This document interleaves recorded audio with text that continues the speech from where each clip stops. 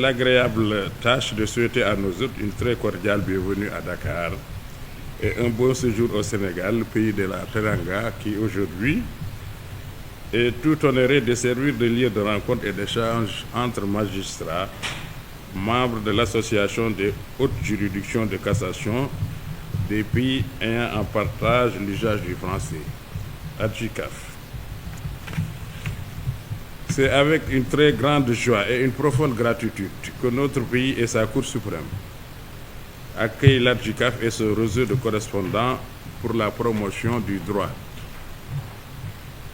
Vous me permettrez ainsi d'adresser à l'ADJCAF, avec à sa tête le président, notre ami et frère Mohamed Abdel Nabawi, premier président de la Cour de cassation du Royaume du Maroc, au nom de qui je prends aussi la parole.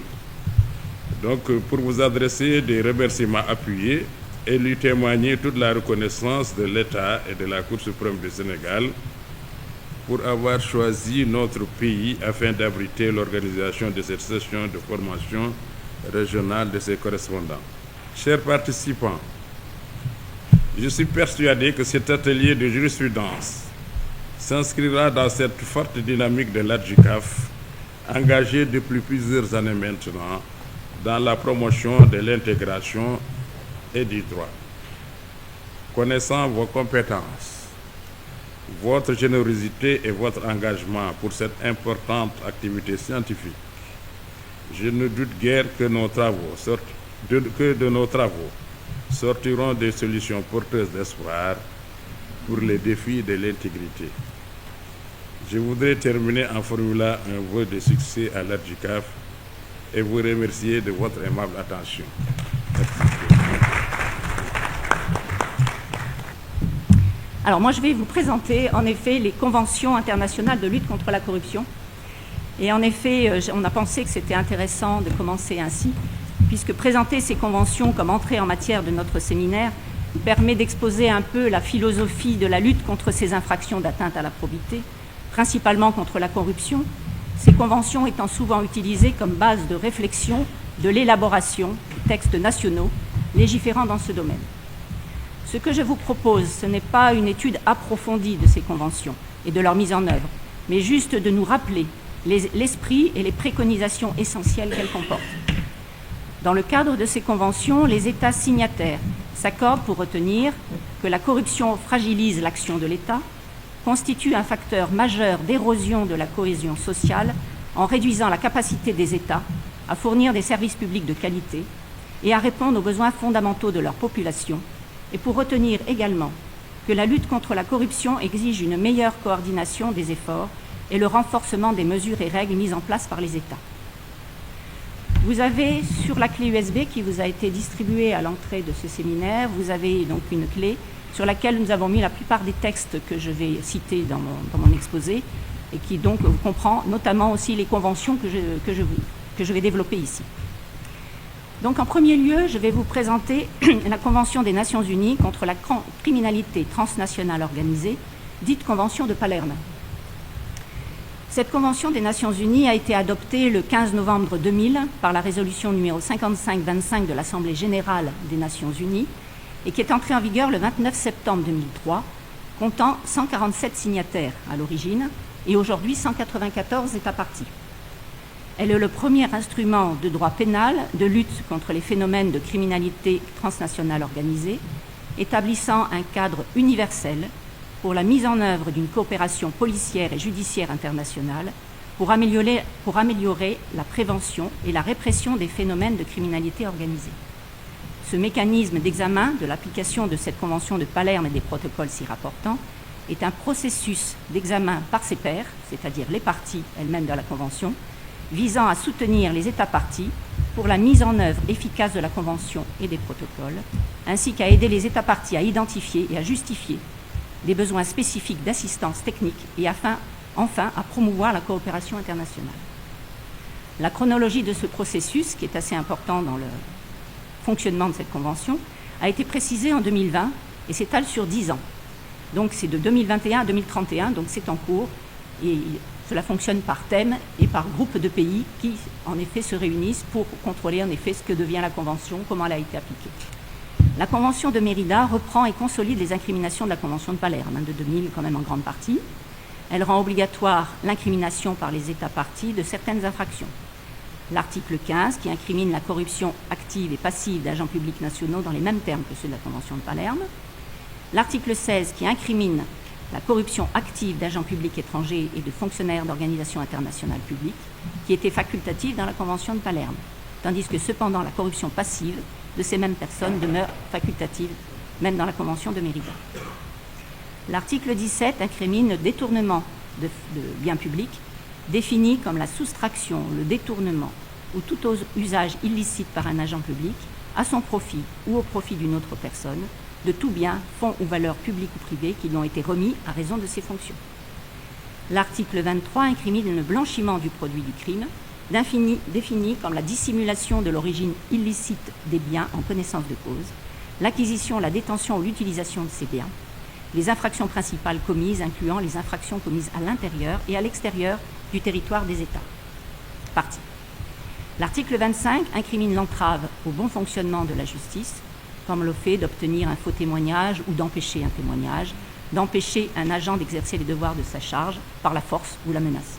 Les délits voisins de corruption et de trafic d'influence sont prévus par les articles 432-11, 433-1, 433-2 et 435-1 et suivants du Code pénal. La répression de la corruption et du trafic d'influence repose sur un ensemble d'incriminations qui se décline à partir d'une première distinction cardinale, selon que la corruption ou le trafic d'influence sont passifs ou actifs. Ensuite, ces qualifications se distinguent selon qu'elles visent un agent public, un particulier, un agent de justice ou un agent international. Dans leur volet actif, les infractions sont vues du côté de celui qui doit agir, c'est-à-dire le corrompu. Ainsi, la corruption active est le fait pour une personne de rémunérer l'accomplissement ou le non-accomplissement d'un acte de sa fonction par un agent. Quant au trafic d'influence actif, ce sera le fait pour une personne de rémunérer la mise en œuvre par un agent, cette fois de son influence. La corruption active et la corruption passive sont deux infractions différentes, en ce sens que le corrupteur n'est pas le complice du corrompu, mais ils sont chacun auteurs d'infractions différentes. Il faut savoir par ailleurs que l'article 432-11-1, dans sa nouvelle rédaction issue de la loi du 24 décembre 2025, a prévu un mécanisme de collaboration procédurale sous la forme d'une réduction des 2/3 de la peine privative de liberté pour l'auteur ou le complice qui, ayant averti l'autorité, a permis de faire cesser l'infraction ou d'identifier ses auteurs. Une autre atteinte à la probité est incriminée par le délit de prise illégale d'intérêt. Cette infraction est prévue par l'article 432-12 du Code pénal. Elle incrimine le fait, par une personne exerçant une fonction publique, de se placer dans une situation où son intérêt entre en conflit avec l'intérêt public dont elle a la charge. Le but est de garantir, dans l'intérêt général, l'exercice indépendant, impartial et objectif des fonctions publiques. En conclusion de mon intervention, je voudrais insister sur 4 traits saillants du dispositif français de lutte contre les atteintes à la probité. Alors, le premier, c'est la complétude de l'arsenal répressif.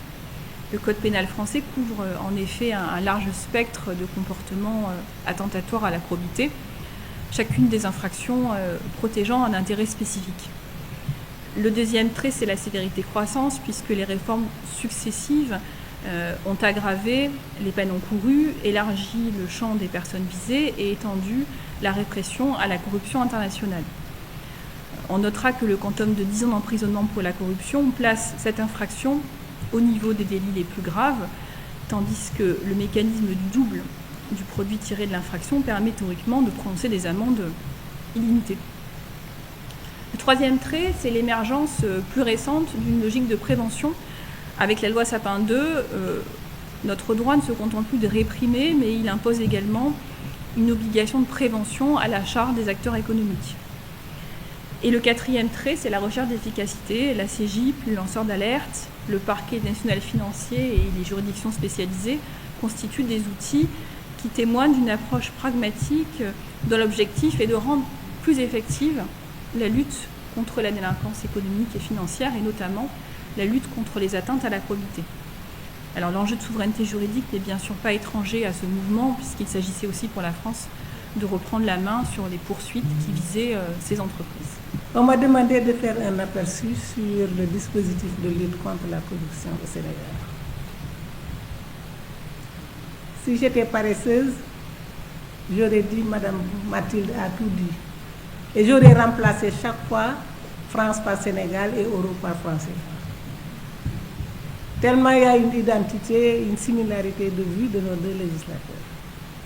Mais je vais quand même parler de la corruption. Ce vilain mot, la corruption. La corruption, donc, est un phénomène bien connu et bien répandu au Sénégal, comme dans d'autres pays, comme dans l'ensemble des pays. Ce n'est plus un phénomène sociétal, c'est un phénomène planétaire.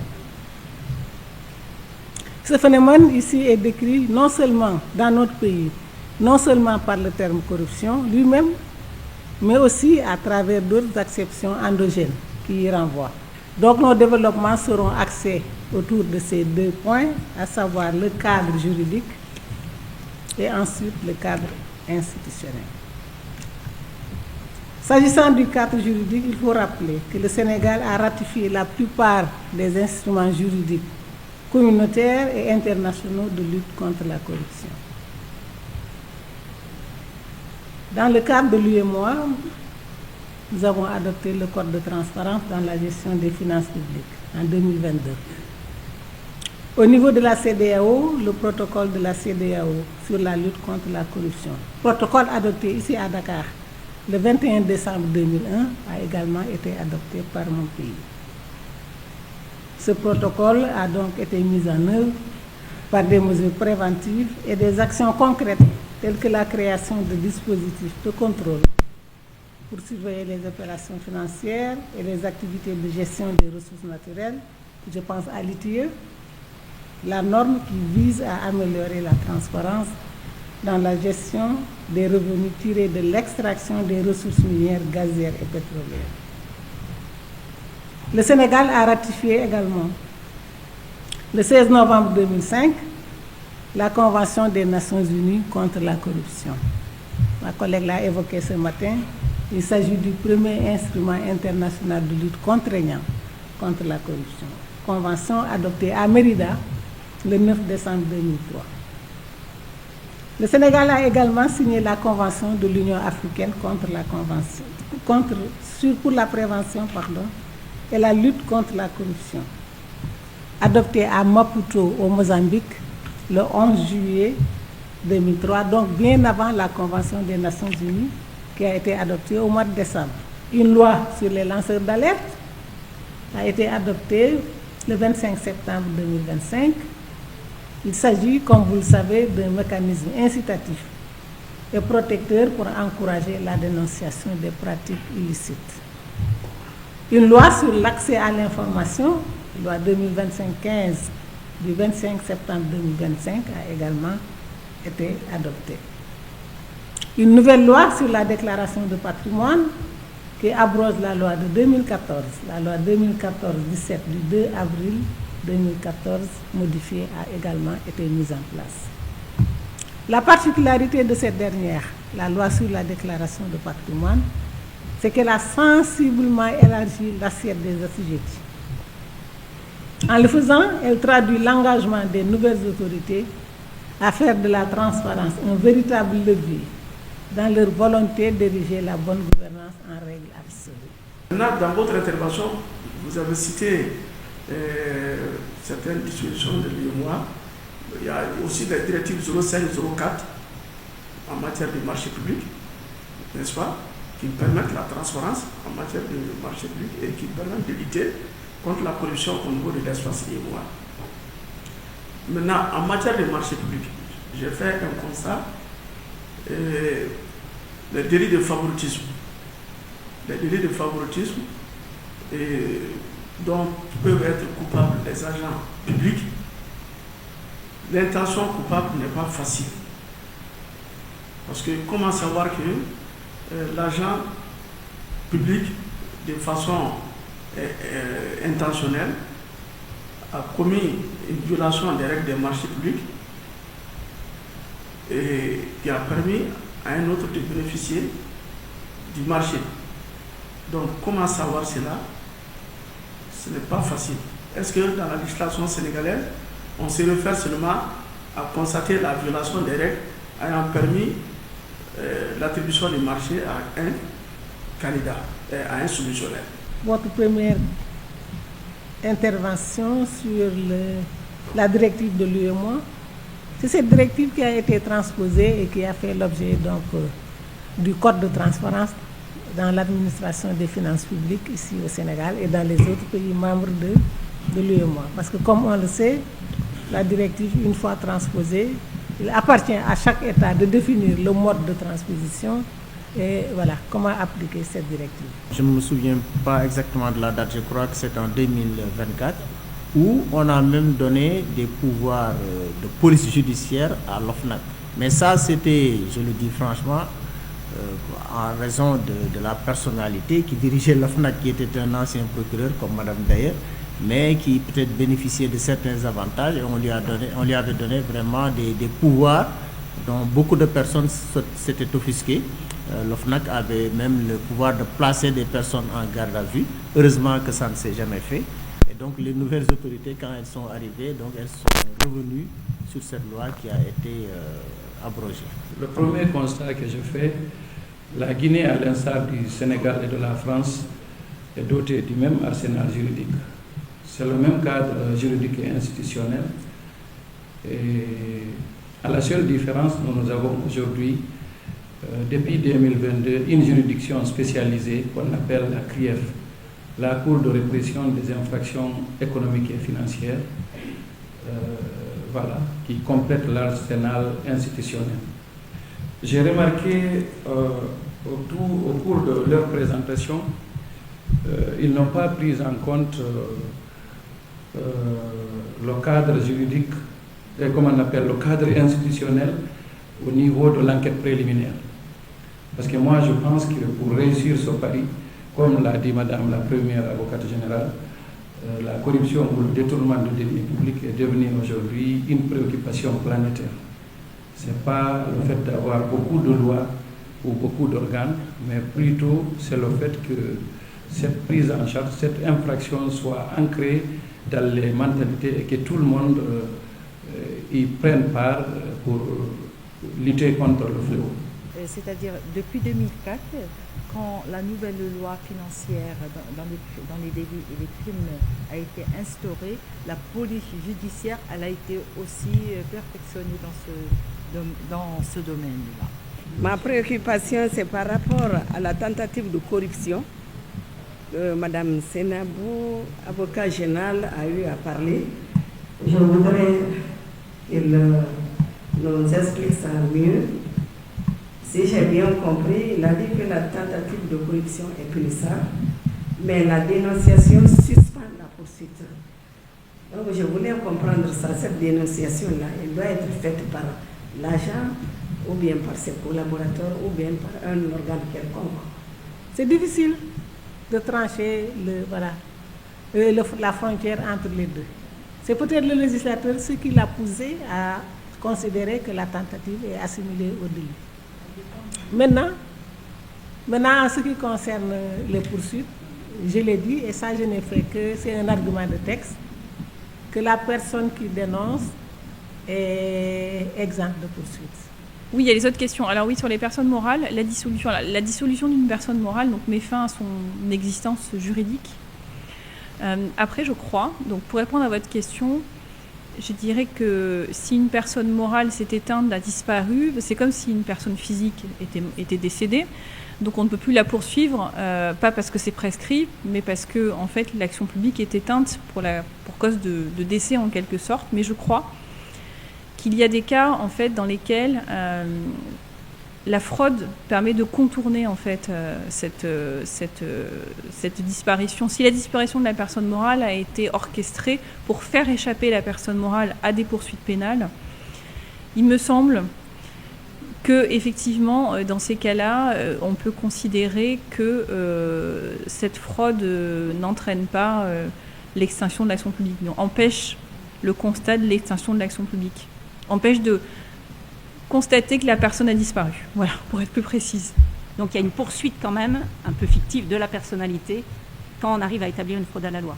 Ça, c'est relativement récent dans notre jurisprudence, puisqu'on a en effet, on était assez critiqué en disant il suffit finalement de se radier du registre du commerce et puis c'est terminé, on n'est plus responsable de rien. Et ça avait été assez critiqué par notre doctrine, etc. Et du coup, on a rendu un arrêt.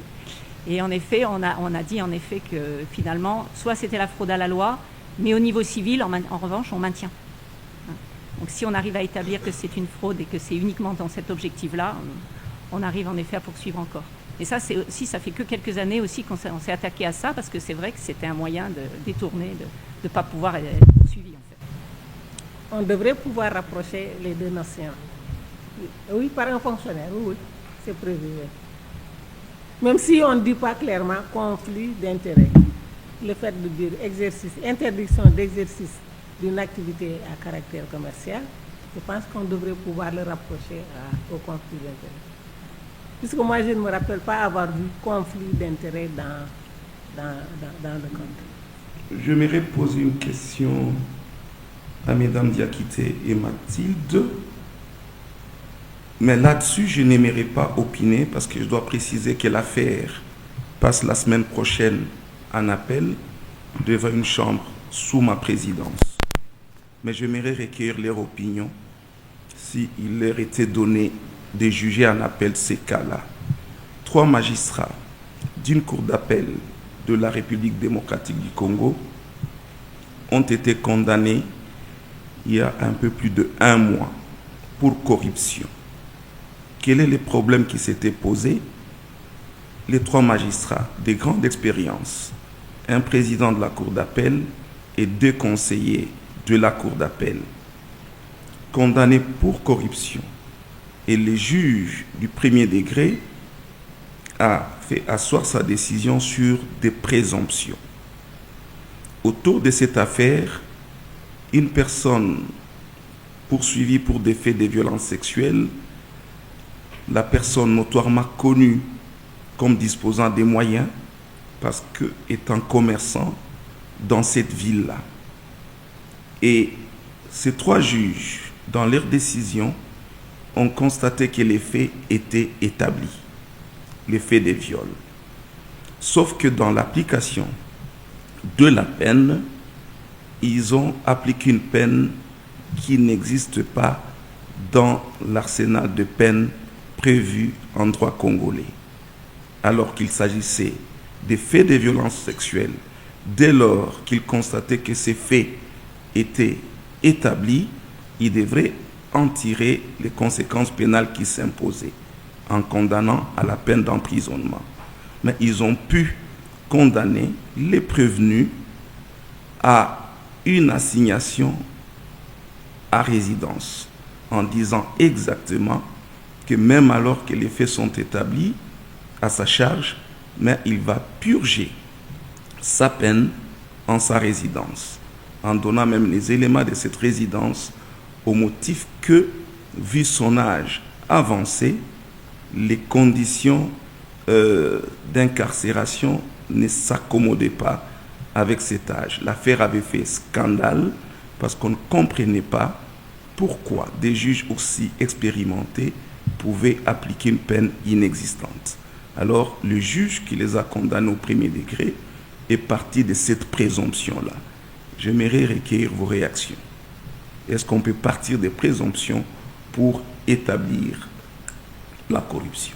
Pas pourquoi on devrait substituer une autre peine à celle, sauf si la loi le permet. Je ne sais pas ce que dit le code pénal congolais. Dans les jours qui viennent, on apprendra certainement que ce jugement a été donc rapporté en appel. Oui, ça c'est sûr. Ça peut être des éléments qui vont permettre de venir accréditer, donner asseoir cette présomption, mais qui en l'état n'en est qu'une en fait. Enfin, moi je trouverais personnellement que c'est un petit peu insuffisant, mais après c'est parce que vous me demandez mon avis en fait. Pour considérer que ces juges-là ont été corrompus et et qu'il faudrait certaines preuves, mais sans pouvoir forcément, sans dire lesquelles, parce que ça n'a pas d'intérêt, ça dépend du dossier, ça dépend de l'affaire, ça dépend des éléments, en fait. Peut-être ténus, mais qui viendraient quand même asseoir la présomption. Bon, après, c'est... Je pense que dans la situation que vous nous avez décrite, il y a des magistrats qui ont constaté des faits, ils en ont tiré des conclusions comme étant un cas de viol avéré et ont donné une peine illégale. Au-delà du fait qu'on peut considérer que c'est une faute professionnelle qui pourra les conduire devant, puisque appliquer une loi illégale, disons une peine illégale, pour des magistrats qui ont beaucoup d'expérience, peut conduire à retenir que ça, c'est une faute professionnelle. Vous ne pouvez pas dire que quelqu'un est coupable d'un crime et dire que vous lui donnez 3 mois sursis et une peine qui ne correspond pas à l'infraction que vous-même vous avez constatée. Maintenant, allez dire que s'il a condamné à cette peine, c'est parce qu'il y a quelque part des soupçons de corruption. Disons, l'intelligence, la réflexion peut peut-être vous amener vers cette direction, mais pour que vous alliez effectivement dans la matérialité vers cette direction, il faut autre chose. Il ne faut pas juste cette relation entre la peine que vous avez prononcée et les faits. Il faut avoir des éléments objectifs, des éléments de procédure, des éléments de preuve et même des faisceaux d'indices, etc. Il a été reçu tel jour par telle personne qui était venue accompagner de telle personne, il a amené telle chose.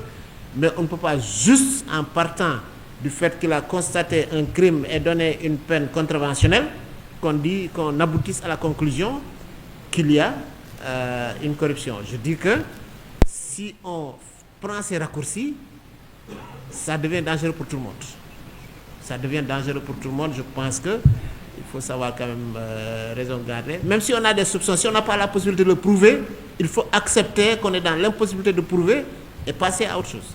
Je dirais que le magistrat doit être traité comme n'importe quel autre prévenu. Il ne doit pas y avoir un soupçon supplémentaire parce qu'il est magistrat et qu'on va présumer que comme il était magistrat, du coup, il est forcément coupable. Je pense qu'il faut faire attention. Je pense qu'on doit traiter tout le monde de la même façon, magistrat ou pas magistrat. Je veux dire, on est tous dans le même panier, entre guillemets.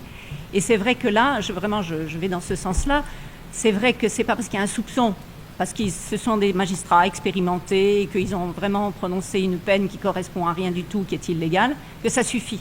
Je pense en effet, enfin moi je pense vraiment qu'à part l'aspect disciplinaire qui sera différent, on pourra considérer que c'est une faute grave de ne pas avoir respecté la loi, ça à la limite ça peut rester dans le disciplinaire, mais la faute pénale, je pense qu'il faut que ce soit soumis aux preuves habituelles. Et c'est vrai que là, c'est une simple soupçon. Et ça me paraît très grave de rester à ce niveau-là et de ne pas y avoir autre chose. Comme dit M. Bas, il peut y avoir d'autres éléments, des rencontres avec des personnes en effet, ou je ne sais pas, sur le compte en banque on découvre une somme d'argent qui n'a aucun sens, enfin des choses comme ça. Et s'il n'y a rien d'autre, ça me paraît très difficile et vraiment fragiliser quand même le système également, même pour les magistrats. Si c'est une infraction aussi à la loi pénale, selon son grade, c'est soit à la Cour d'appel ou bien à la Cour suprême. Parce que chez nous, eu égard au statut portant sur les magistrats, un magistrat ne peut pas être jugé comme un citoyen ordinaire. Mais je ne sais pas dans le droit congolais comment ça se passe, mais je sais qu'en France, au Sénégal, Bénin, en tout cas, nous qui sommes franchement du droit romano-germanique, un magistrat ne peut pas être jugé comme un citoyen ordinaire. Il y a non seulement le CSM qui s'occupe de tout le volet disciplinaire, et puis s'il y a aussi des infractions à la loi pénale, c'est devant telle ou telle juridiction. C'est bien agencé, organisé par la loi organique portant statut de magistrat. Maintenant, vous, d'abord, quelle est la procédure que vous avez? C'est ça d'abord. Parce qu'il y a deux procédures, selon en tout cas moi, ma petite analyse. Il y a deux procédures qui sont ici relatives à ces deux magistrats. Et je crois à la Cour suprême. La Cour suprême est juge de droit. Je suis très jeune et très nouveau à la Cour suprême, je viens d'y être affecté, mais la Cour suprême ne juge pas les faits. Et un magistrat ne doit pas, eu égard à son expérience ou bien à sa sagesse, participer à rassembler des preuves, surtout à la Cour suprême, parce qu'il n'est pas juge électoral. D'accord? Un magistrat de la Cour suprême regarde est-ce que la règle de droit a été appliquée ou pas. Et sans avoir la prétention, franchement, de donner une conclusion, ce que j'ai appris là, voilà un dossier qui court vraiment la cassation. La loi pénale est d'une interprétation stricte. Et donc, si la loi pénale n'a pas prévu qu'un juge qui fixe une peine non prévue par la loi est coupable de corruption, il serait quand même dangereux de s'aventurer dans cette direction, puisque en ce moment-là, eh bien, plus personne n'est à l'abri, tout le monde l'a dit. Donc, je voudrais aussi aborder le problème sous l'angle des garanties en matière pénale. Je ne suis pas sûr d'avoir bien compris ce qu'elle appelle la double incrimination. Parce que j'imagine qu'à partir du moment où un pays ratifie une convention, alors le fait de la ratification, c'est de transposer la législation internationale dans le droit national. Alors je ne vois pas pourquoi l'intérêt de cette exigence de double incrimination. Surtout dans mon pays où la Constitution dit très clairement que les conventions internationales, une fois ratifiées, font corps avec le corps national et ont une autorité supérieure à la loi nationale. Je pense que là, il ne s'agit pas, en fait, vous n'avez pas d'éléments de corruption, d'éléments matériels de corruption qui ont été rapportés. C'est juste des présomptions de corruption. Du fait que le fait d'occulter l'application de la loi congolaise en l'état est inimaginable pour des magistrats de cette... voilà. Mais moi, ce que je voudrais dire d'emblée, c'est que votre juridiction a l'obligation d'appliquer même les textes congolais, en ce sens qu'elle ne peut pas retenir, elle doit plutôt invalider la décision voilà, qui a été appliquée, et peut-être... Ok, mais vous pouvez réformer quand même, c'est une juridiction d'appel. Voilà, vous pouvez réformer la décision, en ce sens qu'elle ne repose pas sur la loi. Et la loi pénale, comme on l'a dit, vous ne pouvez pas inventer. Il faut qu'il y ait une application stricte de cette loi-là. Mesdames et messieurs les distingués participants, permettez-moi tout d'abord de vous adresser mes sincères remerciements pour l'honneur qui m'est fait de prendre la parole devant une assemblée aussi éminente. Je me réjouis particulièrement de cette opportunité qui m'est offerte pour intervenir sur un sujet d'une importance certaine, à savoir l'atteinte à la probité, et ce, à la lumière de certaines jurisprudences de la Cour de cassation du Maroc. À cet égard, il importe de souligner que le droit marocain comprend un ensemble de textes juridiques réprimant les atteintes à la confiance et sanctionnant les comportements constitutifs d'une violation de l'intégrité, en particulier lorsque ceci émane de personnes investies de missions ou de responsabilités spécifiques. Parmi les infractions qui menacent l'économie nationale et affectent la confiance des citoyens figurent les atteintes à l'intégrité professionnelle. Il s'agit d'actes illégaux commis par un agent public ou une personne occupant une fonction similaire, abusant de son autorité à des fins personnelles.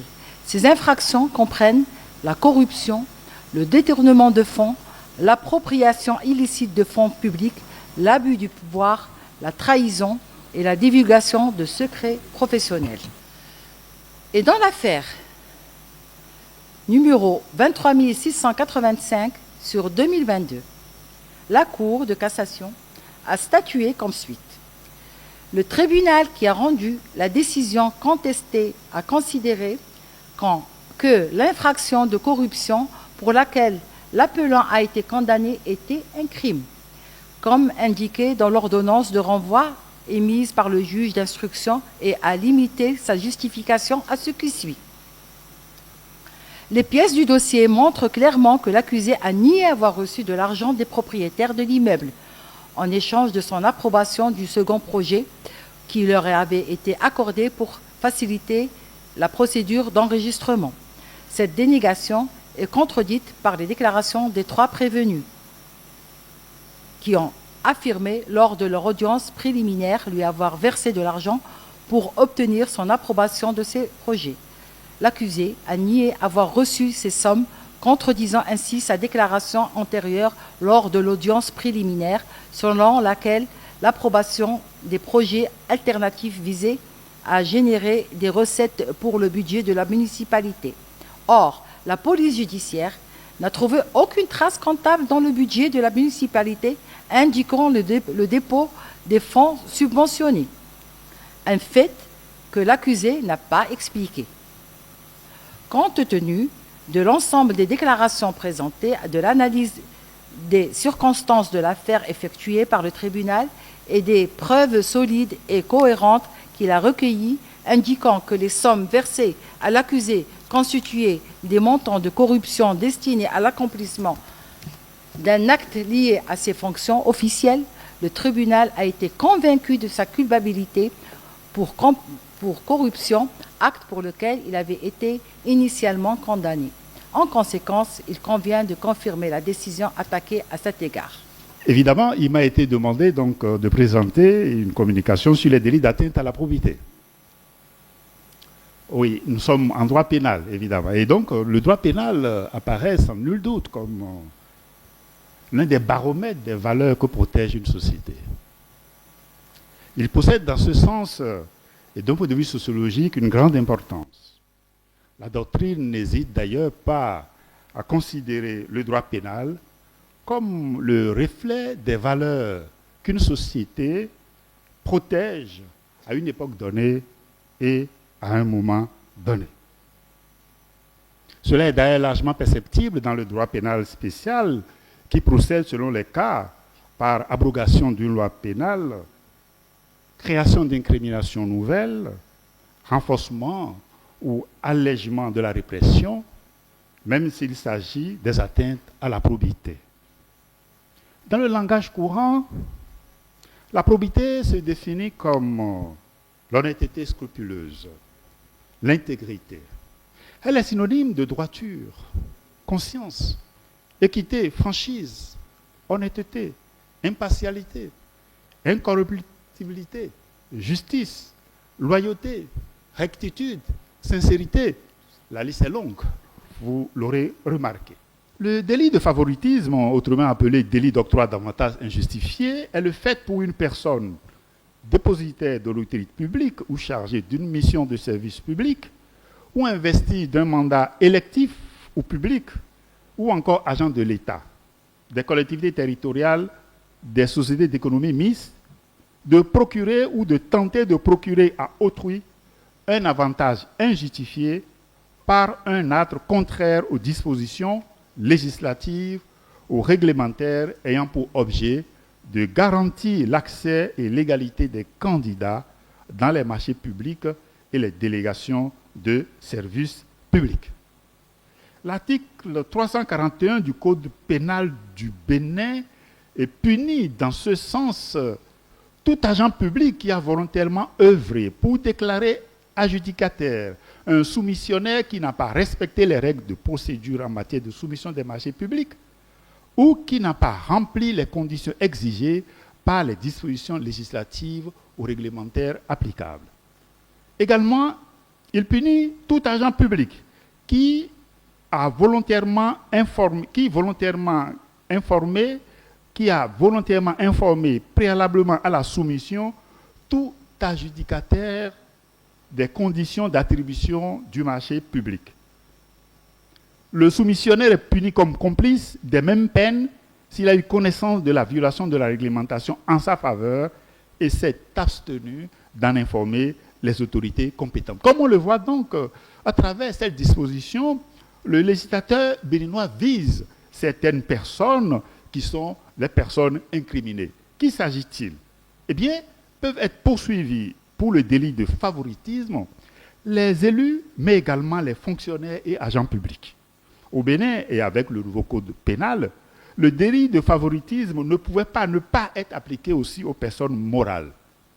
Il prévoit d'ailleurs dans son article 17 que les personnes morales, à l'exclusion des États, sont responsables pénalement des infractions commises pour leur compte par les organes ou représentants. Évidemment, comme on le voit donc, les personnes morales peuvent être poursuivies pour favoritisme, mais pas toutes. Eh bien, exclusion est faite de l'État, en ce qui concerne donc l'État. Je me rends compte effectivement que notamment pour le Bénin, c'est pratiquement les mêmes incriminations qu'au Sénégal par rapport à la corruption, conflit d'intérêts, etc.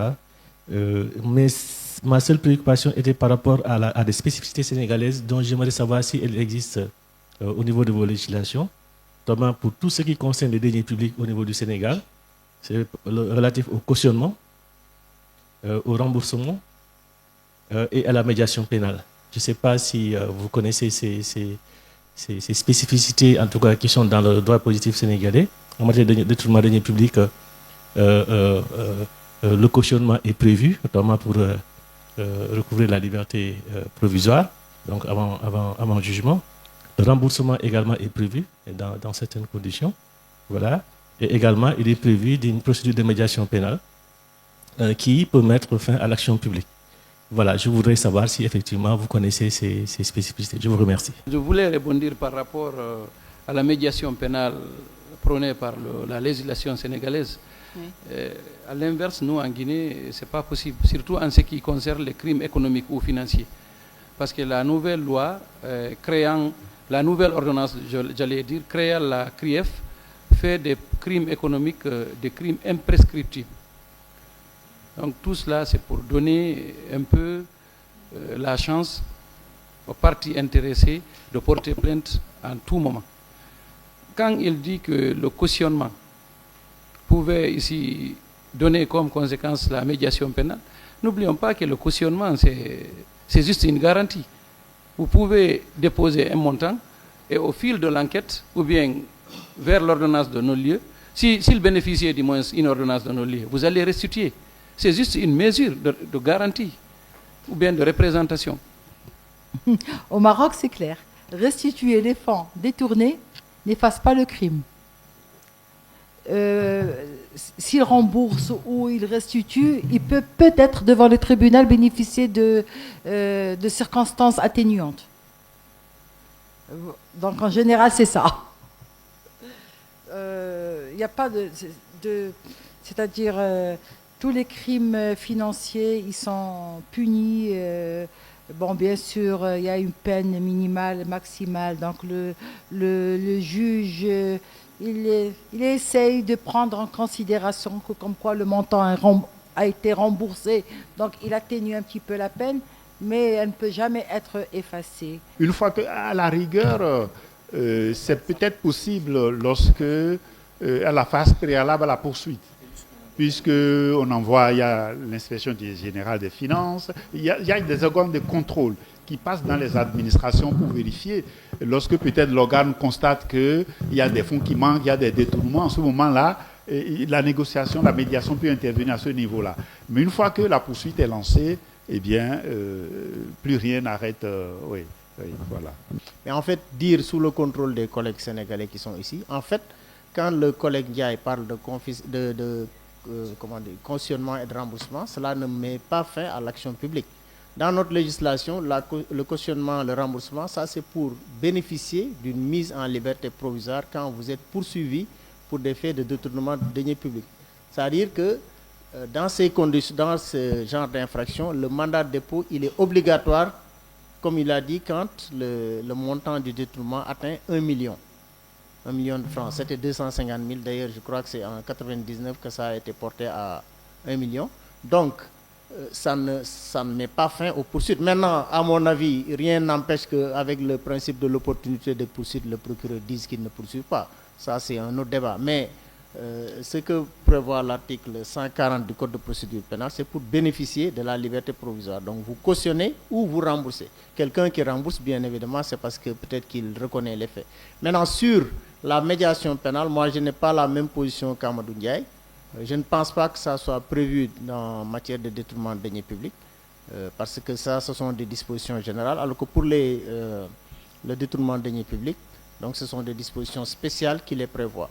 En dehors de la contestation, en dehors de, comment on appelle ça, du cautionnement, il y a la contestation sérieuse. Donc il faut le cumul des deux conditions. On conteste et on cautionne. Par contre, pour la médiation pénale, comme il vient de le dire, je ne pense pas que ça soit applicable en ce qui concerne le détournement de deniers publics. Je n'ai pas connu de cas et le texte qui concerne donc le détournement de deniers publics ne le dit pas du tout. Je pense que c'est pour les autres infractions. Je constate qu'il y a beaucoup de similitudes entre leur législation et la nôtre, la législation malienne en matière de crimes économiques et financiers. Je voudrais savoir si chez eux, au Maroc ou au Bénin, eh bien, en cas de poursuite pour enrichissement illicite, vous savez que la preuve est difficile à rapporter. Chez nous, il y a ce qu'on appelle un renversement de l'achat de la preuve. Maintenant, est-ce que leur législation prévoit la même chose? Parce qu'on peut voir une personne physique ou morale avoir un train de vie avec un patrimoine vraiment important, mais si on demande au ministère public d'apporter la preuve de l'origine illicite de ses avoirs, eh bien, ma foi, ce n'est pas facile et il peut bénéficier d'un non-lieu ou d'un acquittement. Et maintenant, pour parler à cette difficulté-là, notre législation a prévu le renversement de l'achat de la preuve. Et c'est maintenant à l'accusé ou à l'inculpé de justifier l'origine licite de ses avoirs. Faute de quoi, eh bien, il succombe. Le cautionnement peut se faire, mais ça ne veut pas dire que ça met fin à la poursuite. Donc, même s'il y a un remboursement, ça peut permettre à la personne de bénéficier des circonstances atténuantes, mais ça ne met pas fin à la poursuite. Et généralement, on assiste à des remboursements et à des cautionnements. Bon, donc, les gens demandent souvent la liberté sous caution qui leur est accordée. Donc, il y a des cas de remboursement. C'est pourquoi j'ai parlé de plus de 200 milliards. Et il y a des remboursements, il y a des cautions. Donc, maintenant, la médiation pénale, comme l'a dit mon compatriote, en matière pénale, il n'y a pas de médiation pénale s'il y a en cas d'infraction sexuelle ou d'atteinte au bien public. Donc, il n'y a pas de médiation. C'est que c'est vrai que le système qui est donc par le Sénégal, en effet, qui permet, grâce à un cautionnement ou à un versement, un remboursement, d'obtenir une liberté, c'est peut-être une moyen de récupérer beaucoup d'argent. Donc on peut bénéficier. Bon, voilà, ça peut être un avantage purement matériel et pécuniaire de pouvoir refaire revenir plus pratiquement l'argent, en effet. Mais je vois les autres pays ont plutôt tendance à cibler plus la sanction. Et à la limite, le système que vous proposez, on a l'impression que ça permet en effet de faire rentrer beaucoup plus facilement de l'argent. Mais voilà, mais c'est vraiment un constat. Je ne prends pas parti, mais c'est un constat. En matière de crime économique, l'inculpé peut être poursuivi sans mandat de dépôt, dès lors qu'il consigne immédiatement la moitié des fonds mis à sa charge, ou bien qu'il justifie des biens réels immobiliers et mobiliers suffisants qu'il affecte en garantie par acte notarié. Voilà. Donc on voit que la politique, c'est pas de mettre en prison, mais de récupérer autant que faire se peut les fonds. Comme je l'ai rappelé ce matin, que la personne ait exercé un contrôle sur une opération. Et cette notion de contrôle, en fait, elle doit prendre une des 3 formes qui soient prévues par la loi, à savoir la surveillance, l'administration, la liquidation ou le paiement. Donc 4 formes prévues par la loi. Donc en fait, il faut vraiment que l'agent public il ait exercé en fait cette autorité pour que le délit soit caractérisé. Donc être simplement en situation de conflit d'intérêts sans exercer aucun pouvoir de contrôle sur l'opération en cause ne caractérise aucune infraction au regard de la loi pénale française. Et même en France, quand il y a pour une double incrimination, quand nous avions, nous, dans les mandats d'arrêt européens, etc., très souvent, il y avait des qualifications qui n'étaient pas identiques pendant une époque. Maintenant, c'est terminé, bien sûr, ça a évolué. C'est la Convention qui a permis, en effet, cette évolution. Mais je l'ai rappelé ce matin parce que, justement, il reste encore des petites différences. Alors, là, il y a une présomption que, du moment que c'est une infraction pénale dans les 2 pays, ça peut être, en effet, sans problème poursuivi. Mais il reste des détails. Même en France, il y a des infractions. Pour être poursuivi en France et à l'étranger, en respectant la double incrimination, il faut qu'il soit poursuivi avec certaines peines, un certain degré de peine, par exemple. Au Mali, une fois qu'il y a poursuite pour atteinte au bien public, on poursuit pour blanchissement des capitaux. Parce que généralement, les biens détournés servent vraiment à construire des immeubles, à faire des investissements souvent, donc qui sont les fruits du détournement. Donc, automatiquement, en faisant une poursuite pour atteinte au bien public, on fait une poursuite pour blanchissement des capitaux. Et on cherche à connaître les biens de la personne. Maintenant, la caution peut être en nature comme en espèces. Donc, la personne peut donner des titres fonciers comme caution pour avoir une liberté en attendant le jugement. Mais quand même, le blanchissement des capitaux fait au même moment que la poursuite pour atteinte au bien public. C'est tellement vrai qu'au niveau de l'OFNAC que j'ai eu à diriger, on a eu des accords de coopération avec la CENTIF. La CENTIF, donc, c'est la cellule de traitement des informations financières. Puisqu'on considère que la corruption peut être un délit de cause ou de conséquence du blanchiment, tout comme le contraire. Donc, on se poursuit. En tout cas, au niveau de l'OFNAC, chaque fois qu'on avait un dossier d'investigation, on citait à la fois les deux infractions. Les avancées du droit français en la matière sont relativement récentes. En effet, jusqu'à l'entrée en vigueur de la loi du 5 mars 2007 relative aux confiscations et de la loi du 9 juillet 2010 relative aux saisies, le droit français était peu développé en France en matière de recouvrement des avoirs. Ainsi, l'article 131-21 du Code pénal se bornait à prévoir la confiscation du produit, de l'instrument et de l'objet de l'infraction, et cette peine n'était encourue qu'à la condition que le texte réprimant l'infraction considérée la prévoit. Par ailleurs, si cet article 131-21 prévoyait la confiscation en valeur, c'est-à-dire par équivalent, cette peine prenait alors la forme d'une condamnation pécuniaire, c'est-à-dire d'une sorte d'amende dont le montant correspondait à la valeur du bien confiscable. Il ne s'agissait pas de confisquer un bien d'une valeur équivalente à un bien confiscable. De même, il n'existait aucune procédure de saisie pénale permettant de placer sous main de justice les biens confiscables dès l'enquête ou dès l'information judiciaire, afin de garantir l'exécution de la confiscation qui était susceptible d'être prononcée au terme du procès. Le Code de procédure pénale prévoyait seulement, en son article 706-103, qu'au cours de l'information judiciaire, des mesures conservatoires civiles pouvaient être prises par l'autorité judiciaire sur les biens confiscables appartenant à la personne mise en examen. Ces mesures étaient peu efficaces car elles étaient prises en application du Code des procédures civiles d'exécution. Il s'agissait des mêmes mesures que celles dont bénéficient les créanciers civils qui entendent garantir l'exécution de leurs créances. La particularité de la matière pénale n'était donc nullement prise en compte. Cet état du droit est donc apparu insatisfaisant. Il existe désormais en France un large consensus politique autour de l'idée que nul ne doit tirer de son profit, donc qui est d'ailleurs aujourd'hui la devise de l'Agrasc, consensus qui est également partagé au sein de toute l'Europe et qui s'inscrit dans un paradigme utilitariste fondé sur l'hypothèse, naturellement purement méthodologique, d'un agent économique rationnel qui ne commettra l'infraction que si le gain escompté est supérieur au coût estimé en cas de condamnation.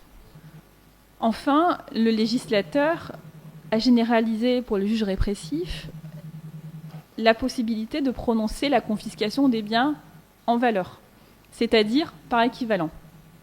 Dans l'état initial de l'article 131-21 du Code pénal, la confiscation d'un bien ne pouvait être ordonnée en valeur qu'à la condition que ce bien n'ait pas été saisi ou représenté, et elle prenait la forme en pratique d'une condamnation pécuniaire, c'est-à-dire d'une sorte d'amende dont le recouvrement pouvait être complexe.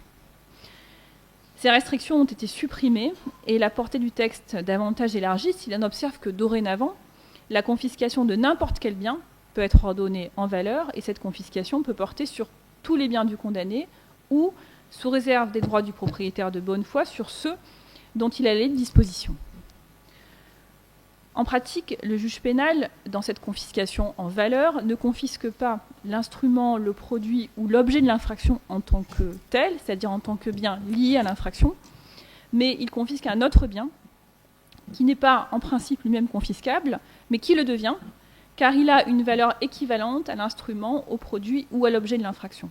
Le juge, dans ce cas, doit seulement contrôler l'équivalence entre la valeur de l'un et de l'autre. Ultérieurement, la loi du 24 juin 2024 a poursuivi ce mouvement en rendant obligatoire, sauf motivation spéciale, la confiscation de l'instrument, de l'objet et du produit de l'infraction lorsque ces biens ont été saisis.